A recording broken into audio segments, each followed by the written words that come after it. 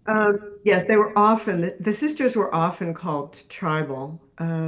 They were famous for being famous and for being beautiful and for finding a way to resist the remarkable insularity of their parents.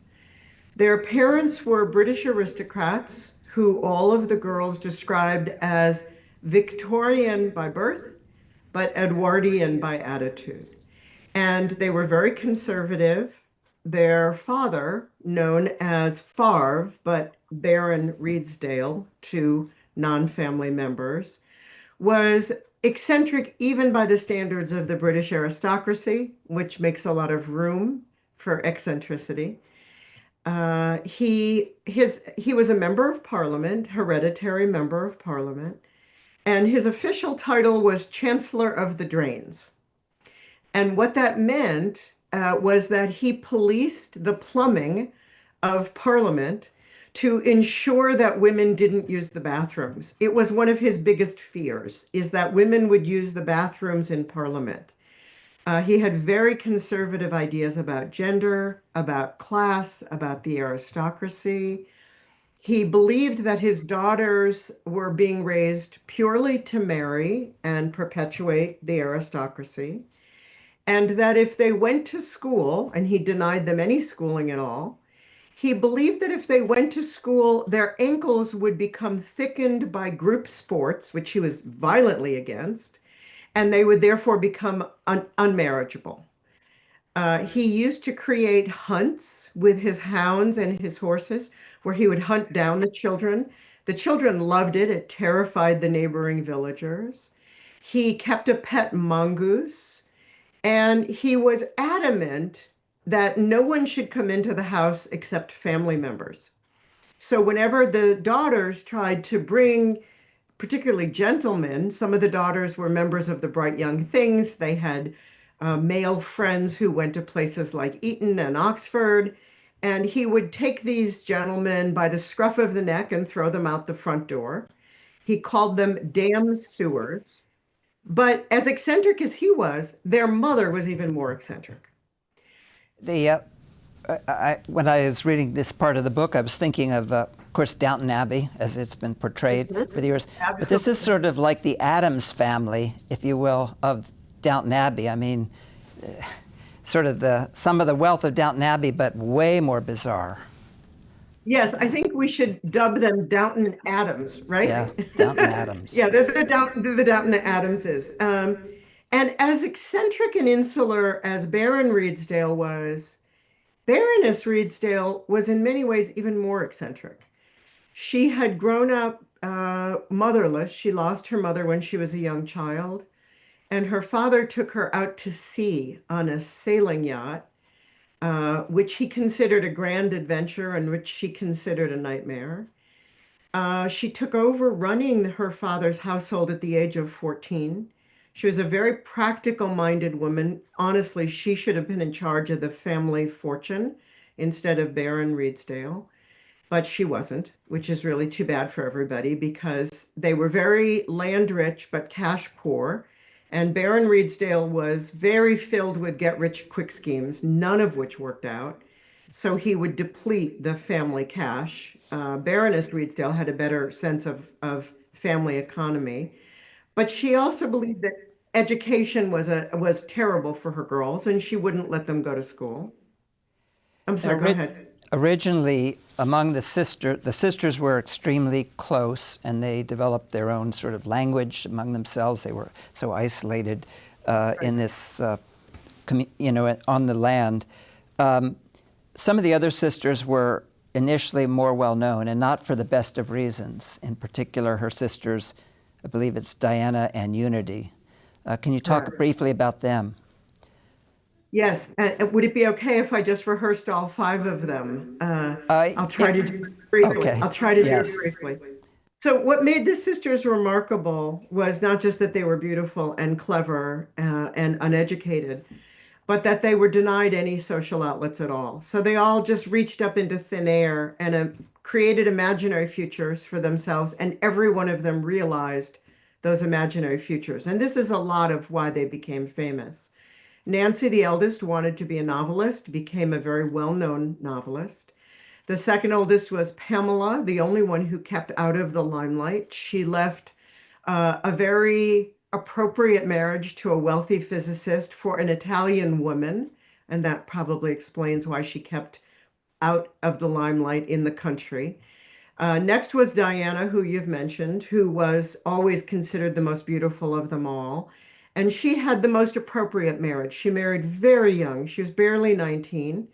And she married Brian Guinness, who was heir to the Guinness alcohol fortune, one of the largest fortunes in the British Empire. And it was a celebrity wedding, 600 people attended.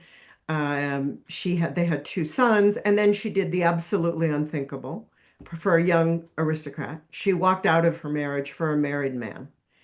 And the married man for whom she left her husband, Brian Guinness, was Oswald Mosley, the head of the British Union of Fascists, the head of the British Fascist Party. He was married at the time, and he was carrying on a very, very well-known affair with his wife's sister. And that's who Diana left her husband for when his wife conveniently passed away. He did marry Diana in Goebbels' backyard with Hitler in attendance. Diana was a lifelong fascist, completely unrepentant about her fascism and her anti-Semitism. She went to her grave insisting that the Holocaust was the fault of the Jews. The next, and Jessica Mitford was always known as Decca. Her sisters called her Decca, and she kept that name all her life. And her favorite sister was the one you've also referenced, Unity Valkyrie Mitford, conceived in Swastika, Canada, on one of the Baron's failed get-rich-quick schemes. He thought he was going to mine for gold, about which he knew nothing. And Unity Valkyrie was born back in the Cotswolds, but conceived in Swastika. And when everybody else reached up in the air to pull down their imaginary lives, she said, "I'm going to be a Nazi." To which Jessica Mitford said, "Well, then I'm going to be a communist." And Unity, true to her word, went to Germany, studied German, stalked Adolf Hitler until he called her over to his table.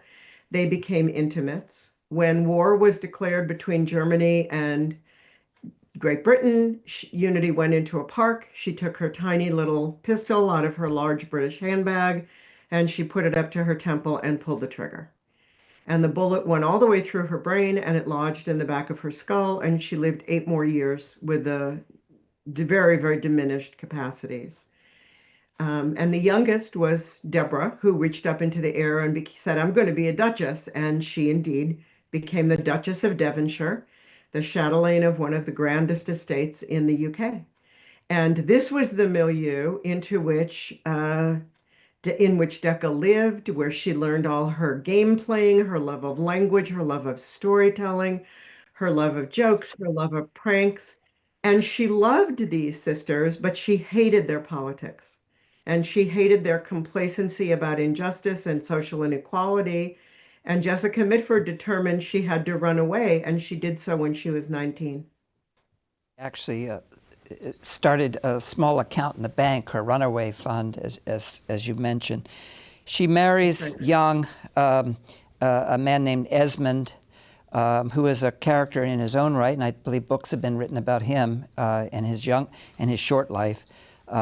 They move to various places. This is really her first time at living in the real world, as it were, where they actually have to work for hourly wages. He's sort of hapless. He can't find his way out of a room, but he ends up being a navigator in the Royal Air Force. And unfortunately, his plane goes down and he's lost at sea during the war. This begins the first real tragedy of her life, of which there'll be many. And you talk about that in the book, about despite her external sense of humor and her forcefulness, she has a way of internalizing loss and not really sharing it with the world per se. Can you talk a little bit about that? She said of herself, very rightly so, that she was not at all introspective as a person. She never liked to dwell on her own feelings. One of her closest friends, the civil rights worker Virginia Durr, said that Decca didn't just have the British stiff upper lip, that she had the concrete upper lip. And I think that was true. Decca was remarkably able to bury all of her most negative feelings. That, in part, comes out of the aristocracy. The aristocracy does not like to make itself vulnerable to others, and exposing your emotions or eating too much or being overenthusiastic, these are all forms of exposure that are considered very unaristocratic. And Jessica Mitford sort of imbibed those values. She really believed in action. She really believed in getting up every day to do something important and not giving too much sway to your own feelings, although she suffered extraordinary tragedies. Esmond's death was actually the second. Before he died, she lost an infant daughter named Julia to measles when Julia wasn't even 6 months old. So she lived through terrible tragedies, including having to give up the sisters that she loved, having to really lose them in many ways. They never really recognized her adult life or could see how fulfilling it was for her. So that too was a terrible loss. When she was asked about talking about her feelings, she would say that she considered it a kind of grubbing about, and she didn't want to grub about in her own feelings. She just wanted to forge ahead. And She of loses course, with yeah, she loses, as you mentioned, a 5-month-old to measles, which is, of course, relevant today. She loses a 14-year-old son who is riding his bike and is hit by a car, and yeah, a son she adored. Another son becomes manic depressive and has a troubled life. The daughter, I think she is closer to over the years. But let me ask you this, given the fact that she was not prone to introspection, or at least public introspection, and yet she had all of these very close friends, how did they see her? Here's someone who was not willing to share much about herself, and yet she had these good friends. How did that work? I'm so glad you asked that because I think you're putting your finger on why it took me a long time to really get to know her and to feel that I could get inside her and explain her really amazing choices, which is the job of a biographer, to explain them and to put them in the historical and social context of her times. Jessica Mitford was an incredibly generous friend. She was always present for her friends. She would give any money she had, any time she had. She and Bob had an open house. There were constantly people staying with them in and out. Anybody who had difficulties could come live with them for as long as they liked. It was just an absolutely open door policy. She fought for her friends with incredible passion if they were denied jobs or they got a bad review or they were struggling. She was the person, you could count on to write a counter review. She was not the person to whom you could bring your troubles and your sadness. And I really understood that when I stumbled onto a letter, an exchange with one of her closest friends, a dear friend who was going through a miserable time. In fact, so miserable that the friend was considering suicide. And she wrote to Decca and she said, I just don't think I can do it anymore. I think I'm done. I've done everything I can. I can't take it. I think I'm done. What should I do? And what Jessica Mitford wrote back in response is, you should collect shoes for the Birmingham bus boycott. And the truth is that had she been faced with emotional misery, that's exactly what Jessica Mitford would have done for herself. She would have forged ahead, she would have worked for other people, and she would have collected shoes for the strikers. But of course, that wasn't what her friend wanted to hear. Her friend wanted emotional advice, and that was something Jessica Mitford did not offer, maybe to her daughter, but pretty much to no one else. And it made her a difficult friend because her friends had to learn they could count on her in every practical way, but not for that. So she'd give you the keys to her new car and let you keep it for a year. but she didn't want to hear about your sadness. Her husband, she does marry again. Sounds like a lovely man, Bob Trueheart. True heft. Trueheart. And interestingly, especially given her family members' anti-Semitism back in England, he is a Jewish man. He's a left-leaning labor lawyer, quite prominent, quite a great lawyer out in California who takes on a number of very difficult cases. They have a 50-year marriage. Was it a good marriage? I think it was an excellent marriage. I do reveal in the book it wasn't without its difficulties, and there was a period of terrible challenge for Decca um, that some people might have left. But it was a very, very good marriage. They shared all the same political attitudes. They shared the same very lively sense of humor.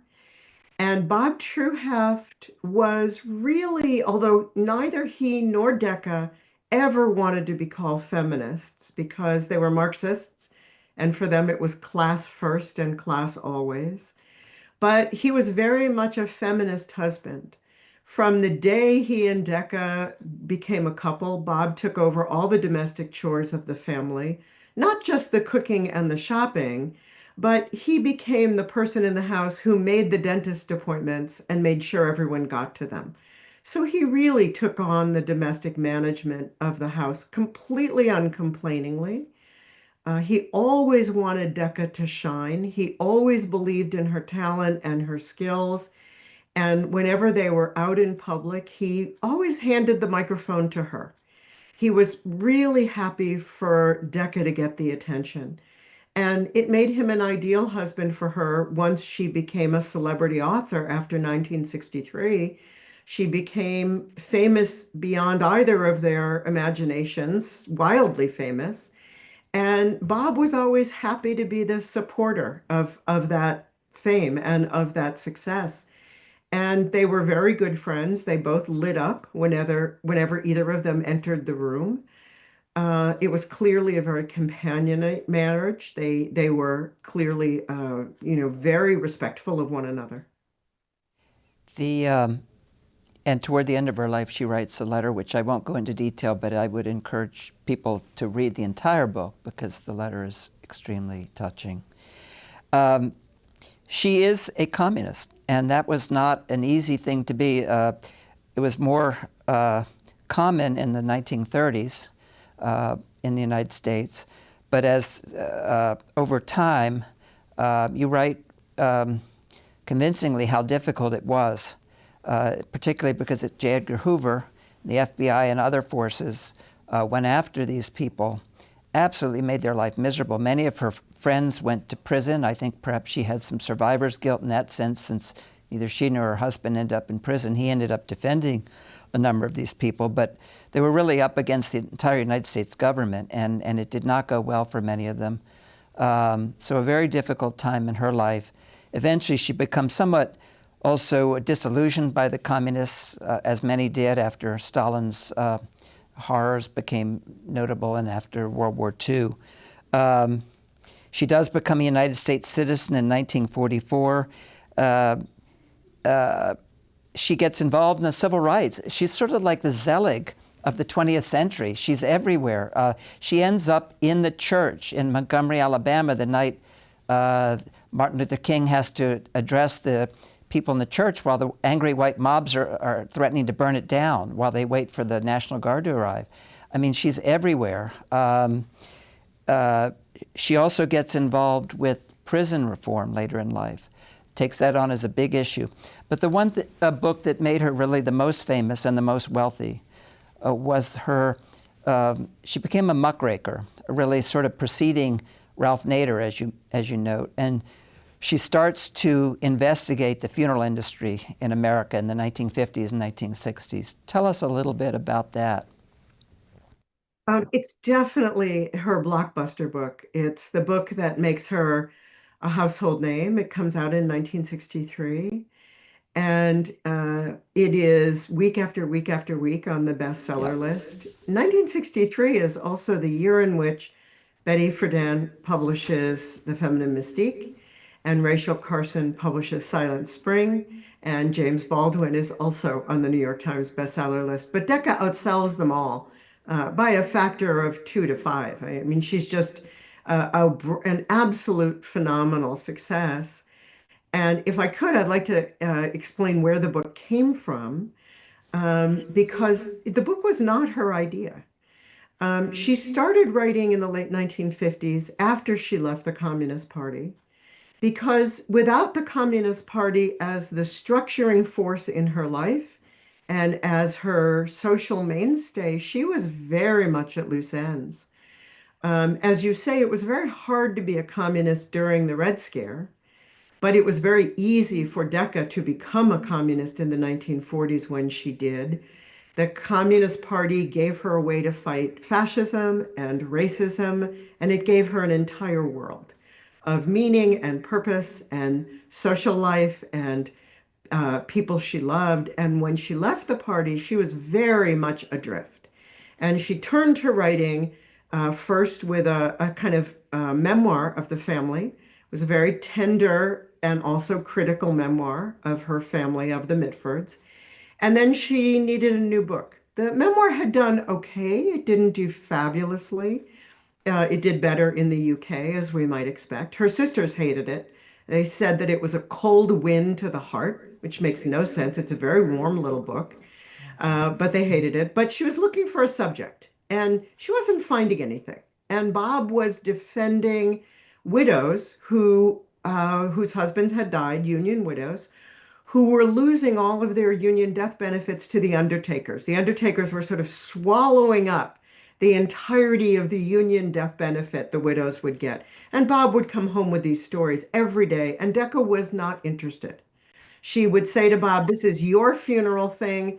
I don't care," until one day. So if I can tell a slightly grisly story. Sure. Okay, so Bob comes home and he's been talking to a widow, and she's been trying to keep back some of her death benefit. She's been meeting with the undertaker, and he's telling her she has to have ushers and flowers and music and all of these things. And she says, "Well, could I put my husband in a more simple casket? Could I put him in that wooden casket?" To which the undertaker said to a grieving woman, "Well, lady, I can do it, but I'll have to cut his feet off." So Bob comes home with this story, and Decca says, "That's it. We're going after them. We're going after these SOBs." And they write the book together. So the expose of the funeral industry, which was an expose of how it exploits poor people, was completely co-written by Bob and Decca. He took a year off from his practice to work on that book.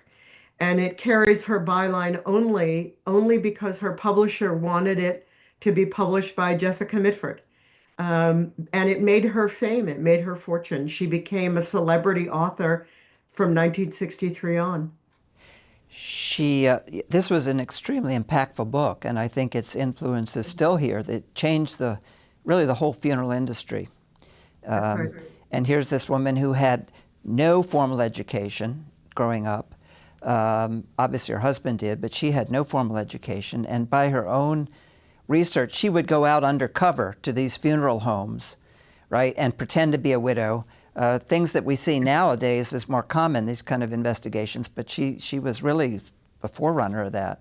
And she got the goods on them. And to the point where when she did die, she sent a posthumous letter to the funeral parlor asking for a freebie on her funeral, since she had generated so much publicity for them. But it made her an impactful person, and I think arguably certainly the most impactful of any of the Mitfords.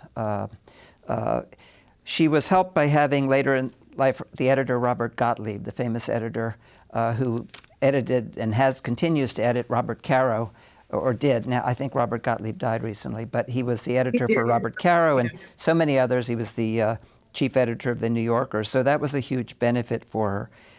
She also gets involved with the anti-Vietnam War. She becomes an ally of Dr. Benjamin Spock and others who are facing prosecution for their efforts.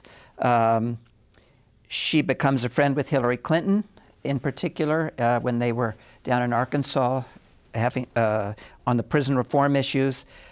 She becomes a college lecturer out in California, and it's a fairly brief career, but her students absolutely love her. Why do they love her so much? Yes, she becomes a college lecturer in California, in Michigan, and probably most successfully at Yale, where she was absolutely beloved. And it was the Yale students I was able to interview almost all of. I was able to talk to almost all of the Yale students in her investigative journalism seminar. And they absolutely adored her because she made them laugh. And one of the students reported that you felt like you lived to try to make her laugh in turn, that that was your life's mission. They all felt great if they could make her laugh. But she took them completely seriously as human beings. And she believed every one of them could do very important work and could have an impact, and that they should. And she expected them to take themselves seriously. And at the same time, she was completely without pretension. Again, she was not educated. So she found the fact that she was suddenly a distinguished professor giving classes to be a lark and hysterically funny. And she was thrilled with it, but also tickled by it. And she brought that energy into the classroom. And she opened her house to them. They spent evenings drinking cocktails and chatting away with Jessica Mitford, who by then was really quite a star as an activist and as a writer. And she was interested in them. Jessica Mitford was alone amongst her family, somebody who was deeply interested in other people. This is not a feature of most British aristocrats. Aristocrats aren't raised to be interested in other people. It's not how they perpetuate their special status. But Mitford was genuinely interested in other people, and she would lean into these students and ask them a million questions about their lives. And she really cared. And she made them feel like they were the only people in the room, that they were going to change the world, that they were important. I mean, as they would say to me, why wouldn't we have loved her? She was amazing. And again, getting back to what we discussed before, and especially as the 1970s, the me decade, where people were sort of introspective, thinking about themselves, talking about themselves a lot. Again, this was not her. And one of the reasons she was not a huge fan of Betty Friedan, for example, who you mentioned came out with a book around the same time, was that she saw the feminist movement as being a little bit too me-generated, perhaps. Yeah. And she really wasn't, and victimized, and she wasn't feeling like a victim. You also mentioned in the book she was raped once Yeah. out in California by a stranger, probably a mentally ill person. She didn't press charges, and she sort of suppresses that. She doesn't talk about that either. Right. Part of the pattern of her life, really. As she would say, she just got on with it. She does, as she gets older, it's not so easy. She's a heavy drinker for many years, probably an alcoholic from the description. Oh, yeah. Without, yeah. And a heavy smoker. So all of these begin to take a toll. I think she has a stroke at one point from which she mostly recovers. She does just stop drinking cold turkey at some point and never goes back to it. I'm not sure if she ever stopped smoking. Unfortunately, she does develop lung cancer. How old was she when she was diagnosed with lung cancer? She was in her very late 70s. So 70s by then. she And died really, in 79. Yeah. Sort of takes charge of her own dying process. Doesn't want anything other than some palliative radiation, doesn't want chemotherapy, and is able to see her friends and family on her terms, and to part with her husband. Do you know anything else about that time, that last part of her life? I do, and it taught me a great deal about her and what a truly brave person she was. That probably the least important things about her bravery were, wanting to fight in the Spanish Civil War. She barely did. She shot at a tree. what was incredible about her bravery was her ability to face pain and tragedy and things that most of us would crumble in front of. And of course, one of those incidents was being diagnosed with cancer. When she received the diagnosis, her daughter was with her, and they sat in the room of the oncologist as the oncologist showed her the slides and showed her that her body was completely riddled with cancer at that point. It had metastasized into her brain, but also into all of her bones. And Jessica Mitford didn't cry and she didn't shake. And she asked two questions. She said, "Can I work? And can I go to Wellfleet this summer and be with my family?" Because they would go to Wellfleet every August. She did not make it to Wellfleet. She died just before the trip was to take place, but she refused most treatment. She had a hospital bed set up in the living room and she held court. And every day she had her friends come in and sing and tell her stories and read the news together and talk politics. And that was what she loved most in the world, was to be the center of a group of interesting people talking about interesting things and, if possible, singing. That was what she liked, and that was exactly how she died. And she engineered the death that matched her life. She had an impactful life, as we've said. And I think one of the reasons I would recommend this book is not only getting to know her, but getting to know some of the events that were part of her life: the Spanish Civil War, World War II, what America was like post-war, the Red Scare we've talked about, and then into the 60s and all of the social issues that came to the fore. If Decca was still alive today and you could sit down with her, is there one question that you would ask her, or what would be one question you would like to ask her? If she were still alive, and let me just say, we desperately need her now. I wish every day I think about what a gift it would be if she were still with us, because the lesson of her life is not just getting up every day to fight fascism and authoritarianism. She did that. But the lesson, lots of people did that. The lesson of her life was that she got up every day ready to fight and also ready to have fun. She refused to let them kill her spirits. And every day she got up ready to have a good conversation with a friend, to sing, to go to a party, to go to a fundraiser, to meet someone new.